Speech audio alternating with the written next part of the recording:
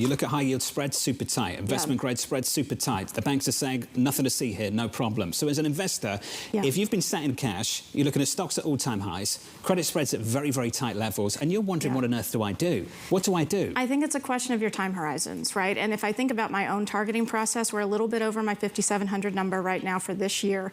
And I feel pretty neutral in the short term. I don't feel bearish by any stretch, but valuations feel full. Sentiment feels pretty full to me. AAII hit, I think it was 24% on the 4-week average last week, 28% on the 1-week number. That's a 1 standard deviation event.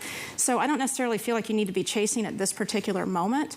That being said, when I walk through the valuation math for next year, if I keep a pretty steady multiple and I just bake in earnings growth, assume a pretty good economy, I can get to 6,200 easily. On my, I have a below consensus earnings number of 269 now. If I use consensus earnings, which is over 280, I can get you to like 6,500, 6,600.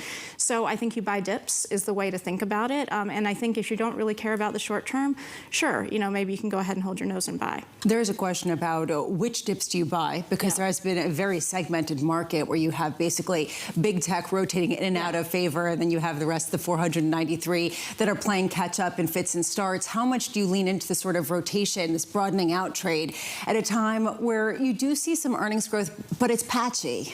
So look, I think if you're thinking about the rest of the S&P 500 x the Mag 7, I feel much better about that right now than necessarily small caps.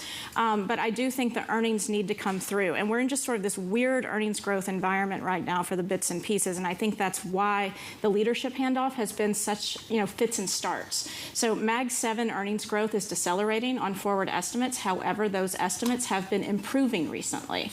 If you look at the rest of the market, those estimates have been stagnating. So, on the one hand, we've got this decelerating earnings growth environment for this previously hot part of the market, and that makes everything very jittery, right? It makes us vulnerable to downside. But it's fighting back very hard. I need the other side of the market, the financials, the energy companies. We need them to fight back harder this reporting season.